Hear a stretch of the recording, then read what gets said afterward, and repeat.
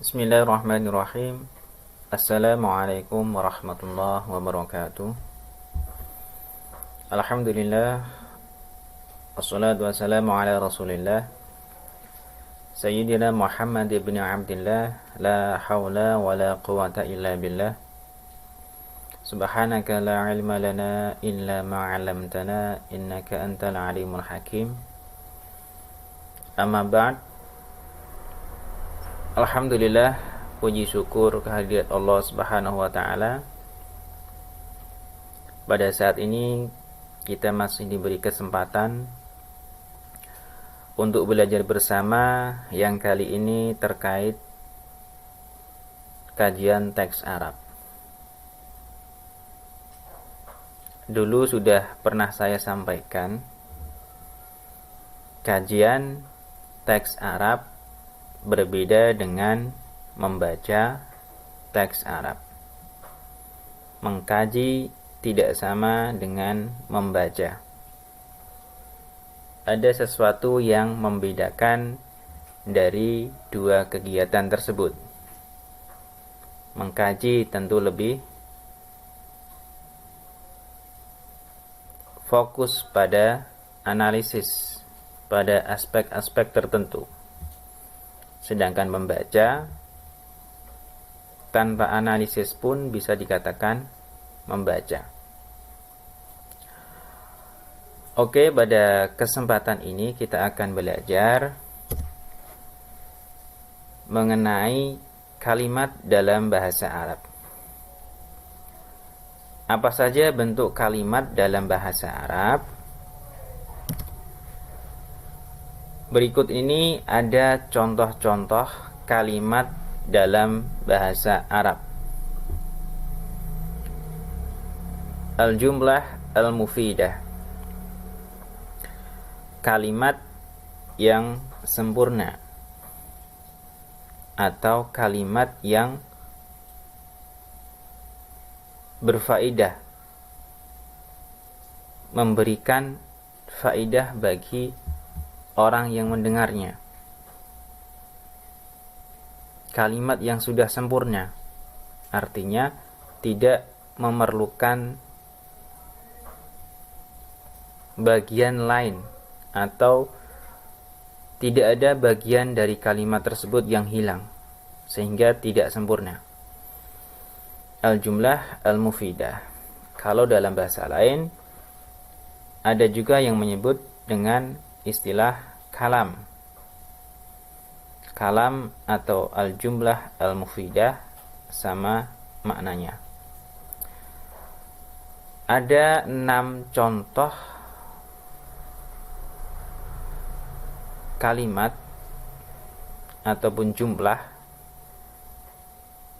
dan dari contoh-contoh tersebut kita nanti akan belajar bagaimana bentuk kalimat ataupun struktur kalimat bahasa Arab tersebut, yaitu pada contoh-contoh tersebut. Oke. Kita langsung baca bersama kalimat ataupun contoh kalimat yang pertama, yaitu al-bustanu jamilun. Contoh yang kedua, asyamsu tali'atun. Contoh yang ketiga, syamma aliyun wardatan. Contoh yang keempat, qatafa muhammadun zahratan. Contoh yang kelima, ya'ishu samaku fil ma'i.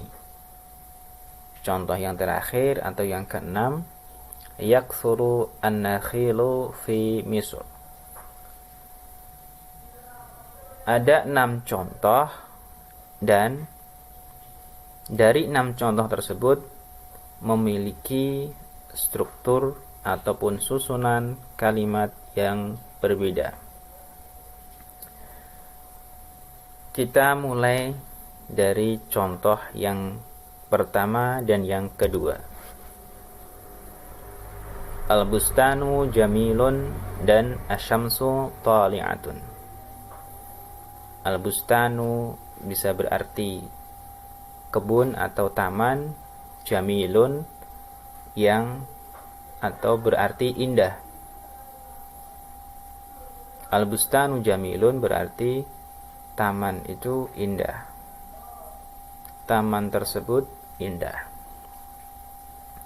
Asyamsu tali'atun, asyamsu matahari, tali'atun terbit atau muncul. Asyamsu tali'atun bisa berarti matahari terbit. Matahari itu terbit. Nah, kalau kita lihat pada dua contoh kalimat tersebut, struktur kalimatnya terdiri dari pertama mubtada, yang kedua adalah khobar. Apa itu mubtada dan apa itu khobar? Di sini saya akan memberikan sekilas pengertian tentang mubtada dan khobar karena nanti ada sesinya di pertemuan ataupun di kesempatan yang lain. Mubtada di sini bisa berarti isim yang berada di awal kalimat. Isim ataupun kata benda yang berada di awal kalimat. Pada contoh tersebut, yang menjadi mubtada tentu adalah kata al-bustanu dan asyamsu.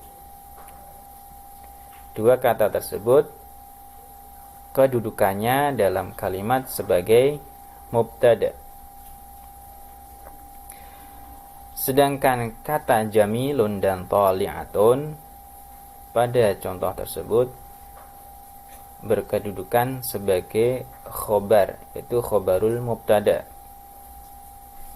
Khobar di sini adalah sesuatu yang menjadi penjelas ataupun jawaban dari mubtada tersebut. Khobar di sini berupa isim atau kata benda, yaitu jamilun dan tali'atun. Meskipun nanti khobar tidak selamanya berbentuk isim, bisa juga berbentuk kalimat atau berbentuk syibhu jumlah.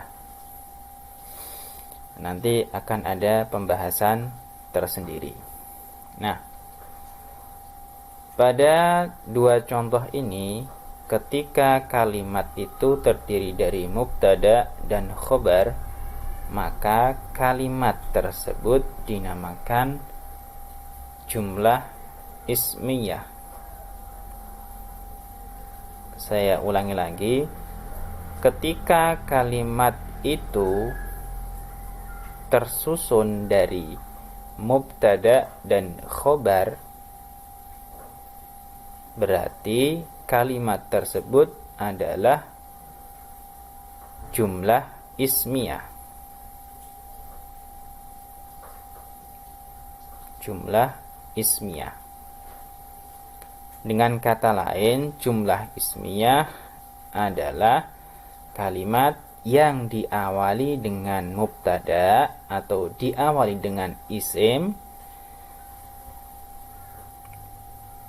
dan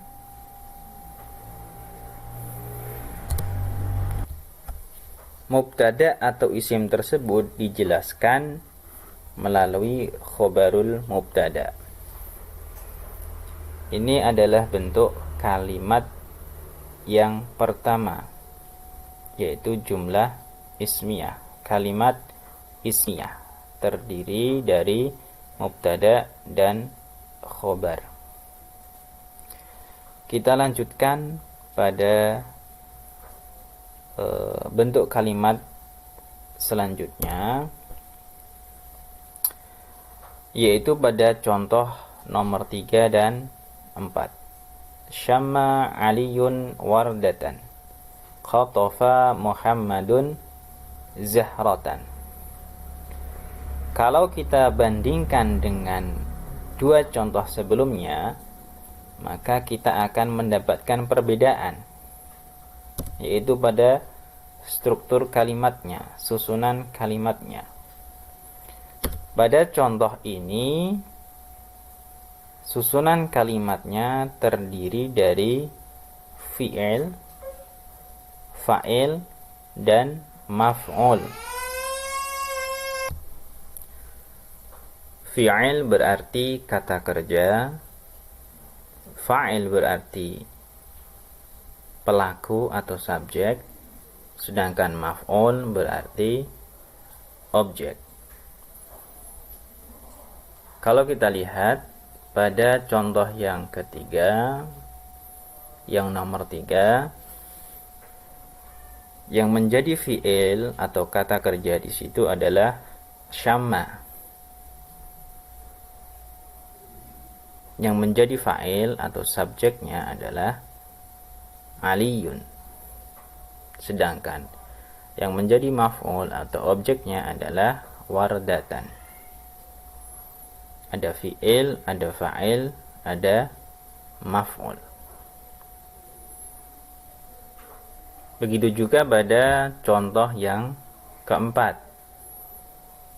Qatafa menjadi fi'il, Muhammadun menjadi fa'il, Zahratan menjadi maf'ul. Fi'il berarti kata kerja, fa'il subjek, maf'ul objek.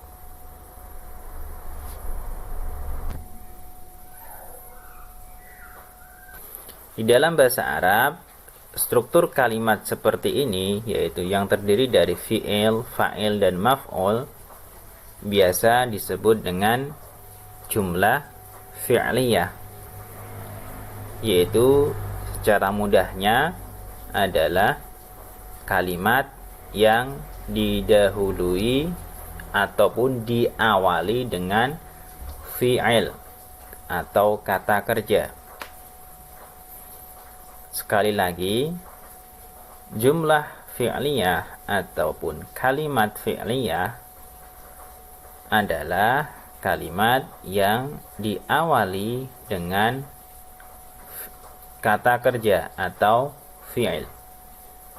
Seperti pada contoh nomor 3 dan 4.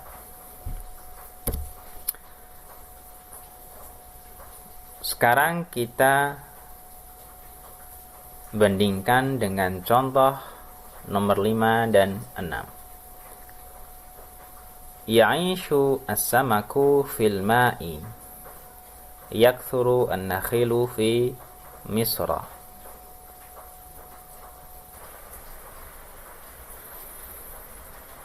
Kalau kita melihat dua contoh tersebut, maka kita akan dapati bahwa struktur kalimatnya terdiri dari fi'il dan fa'il. Mana fi'il dan mana fa'ilnya? Pada nomor 5 kita bisa lihat ya'ishu as-samaku fil ma'i. Ya'ishu di situ adalah fi'il yang berupa fi'il mudhari'. Kalau pada contoh yang ketiga dan keempat tadi adalah fi'il madhi yang menunjukkan masa lampau. Sedangkan pada contoh ini ya'ishu adalah fi'il mudhari' menunjukkan waktu sekarang atau masa yang akan datang. Ya'ishu fi'il, as-samaku fa'il. Ya'ishu sebagai kata kerja, as-samaku sebagai subjeknya, pelakunya. Sedangkan fil ma'i di situ adalah sebagai keterangan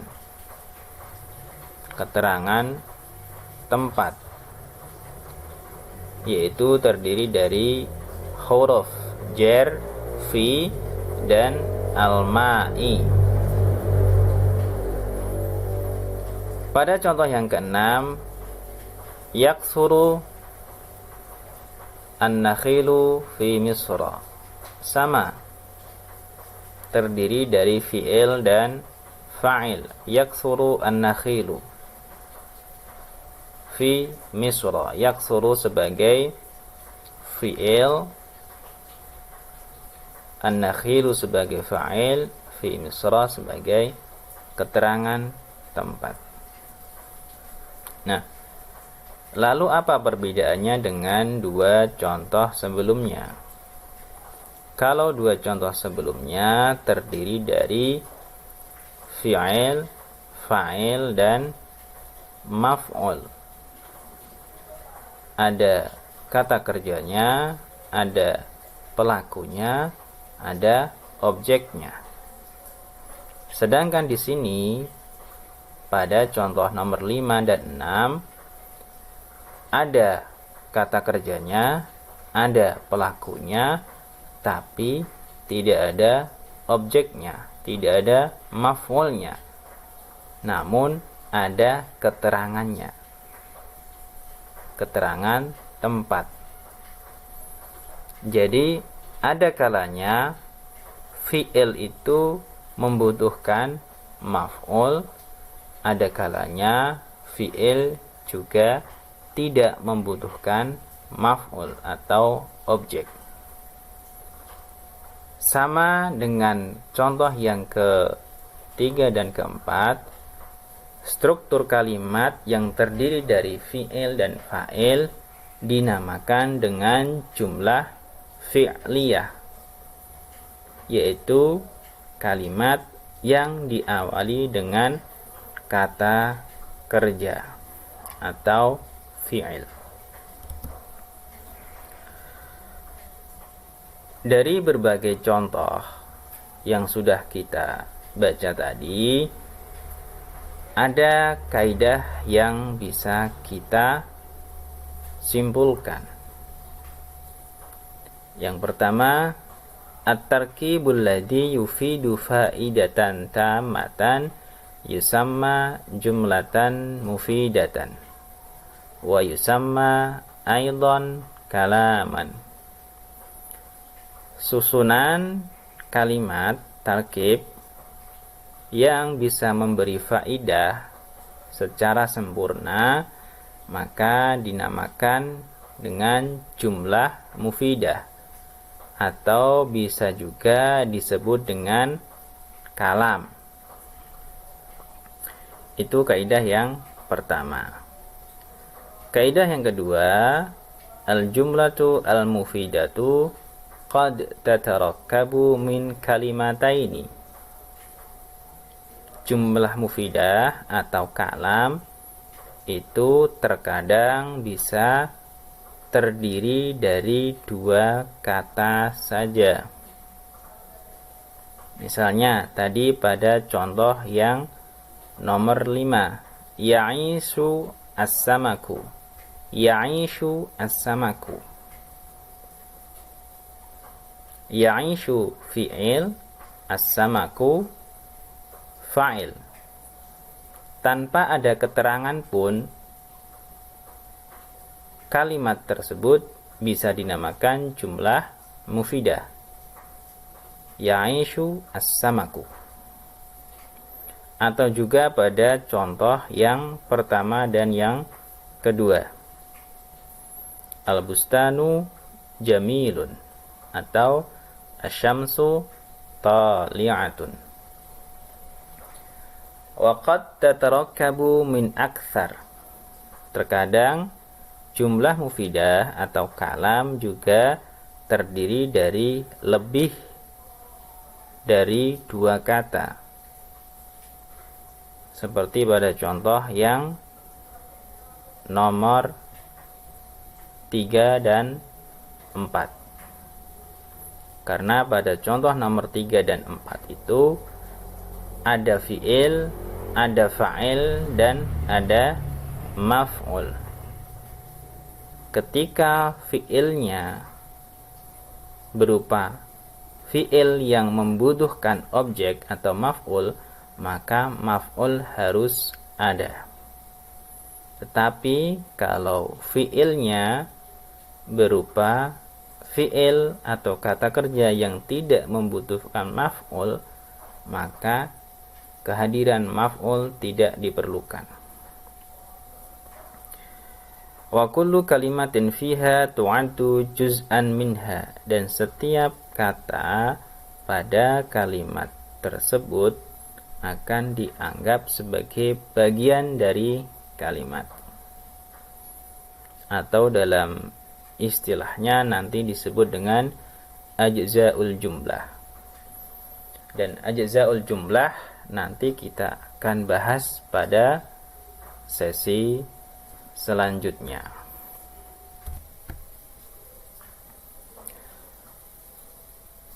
Wallahu a'lam bishawab. Ya, demikian tadi penjelasan singkat mengenai struktur kalimat dalam bahasa Arab yang terdiri dari pertama kalimat ismiyah yang diawali dengan isim dan kalimat fi'liyah yang diawali dengan fi'il. Semoga apa yang kita sampaikan pada sesi ini bermanfaat, dan semoga kita masih diberi kesempatan untuk melanjutkan sesi ataupun materi selanjutnya. Subhanakallahumma wa bihamdika asyhadu an la ilaha illa anta astaghfiruka wa atubu ilaik. Wassalamualaikum warahmatullahi wabarakatuh.